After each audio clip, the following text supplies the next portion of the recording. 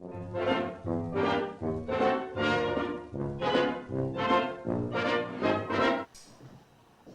evening. I'm Tillett. Welcome to my home. I'm from Currituck County, a former officer in the Confederate Army, and this was my home. I'd like to tell you a little bit about my life if I can. I think I'll start with my days in the Confederate Army. When I was a young man, I was not drafted, but I voluntarily joined the Confederate Army, went with Captain Demonstria Bell to the Battle of Middleburg.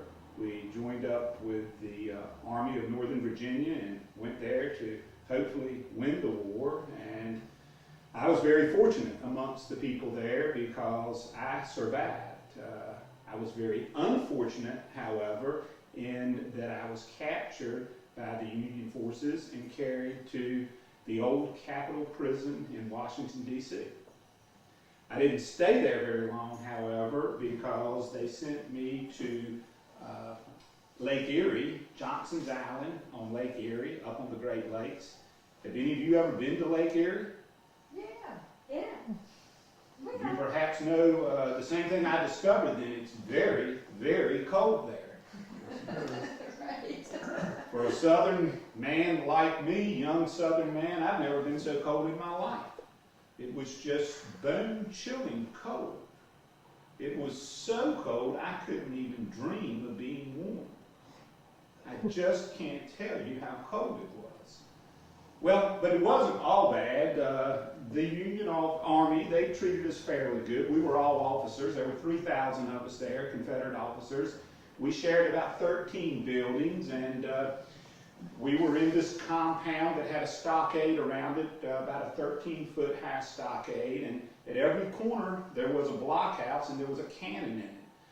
Of course, rather than being pointed out, as cannons typically are, they were pointed in case we should get a little rambunctious or whatever, and that's how we lived. It was, as I say, other than being so cold, they treated us fairly decent, and we even had a sutler's store there. Do you know what a sutler's store is? No. Well, it's sort of like a tinker's store. You ever heard that term before? Right. These were wagons that followed the troops around, and they just carried with them things that soldiers might like to have. It might be a razor blade or a bit of candy or something down that line. Of course, the problem with the sutler's store was that they only wanted Union money.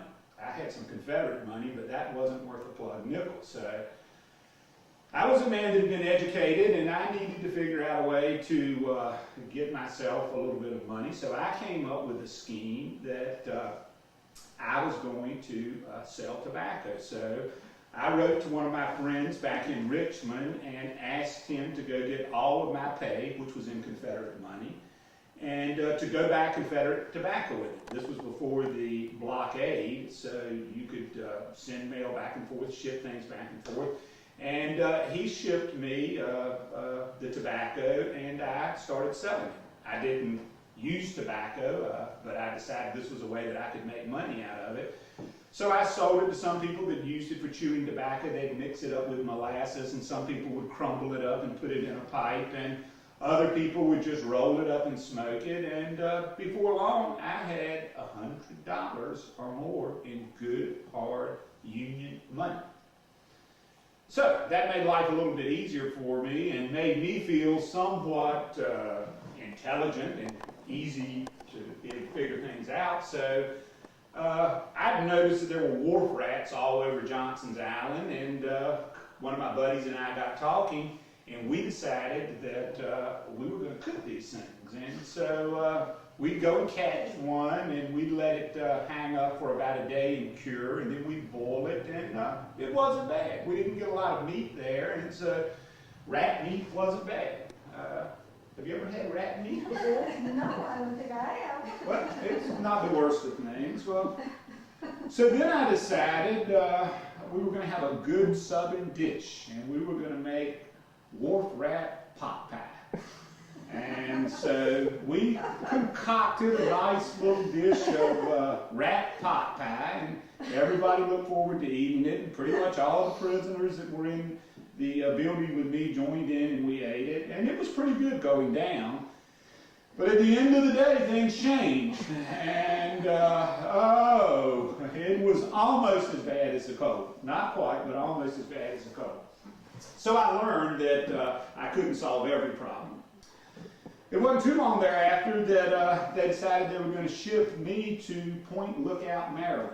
I knew how to read. I had learned as a child back in Currituck County how to read, and the rules of war demanded that prisoners be entitled to some education if they wanted it. So I went to Point Lookout, and there I was very happy to discover that the weather was warmer. I just dreaded being cold again, and that was the nice thing about Point Lookout. But the problem was it was very wet. It was right at the mouth of the Potomac River and the Patuxent River, and when the wind blew, the tides would wash over, or when it rained, it would settle in. It was very swampy, so we were wet all the time, and we were living in tents. There were 20,000 prisoners there, and all of us were living in tents. Well, the thing I most remember about Point Lookout was that it was my first opportunity to really teach. And I had the opportunity to teach the prisoners there how to read. I would deal with prisoners that couldn't write their name, they couldn't read a sentence, and it really had a very profound impact on me to see the pleasure that they derived from learning how to be able to explore things through reading and writing. And it really sort of affected me the rest of my life. I stayed there for a couple of years, and then on March 15th, 1865, I finally got my mustering out papers. I still carry them with me today. Very happy day in my life. And I'm glad you found them. of course, I headed back to Elizabeth City, and it was a tough time in my life. We were struggling with Reconstruction and the carpetbaggers and the buffaloes and all of the problems that followed from the years of war. But something very nice happened in my life, and that was that I met Adelaide. Adelaide Overman was the lady that became my wife, my companion for the rest of my life. Her papa used to run the drugstore down at the corner of Road Street and Church Street. And we fell in love right at first sight almost. I knew I wanted to spend my life with her. So we got married, and we built this house that we're in today. And we thought that we were going to have a family, but we just were never able to have children. But I remembered my teaching, and I decided that I was going to open up a school for young men. This was a way that I was going to be able to deal with the youth. So right down here, it's about 3 houses down now, the little shingled house down there. The Hotchkiss family lives in it right now. That was my schoolhouse that I built.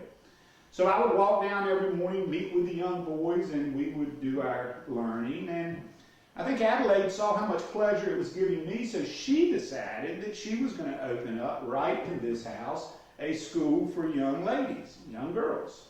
So I'd go and teach down there, she would teach down here, and we just had a wonderful life here in this house.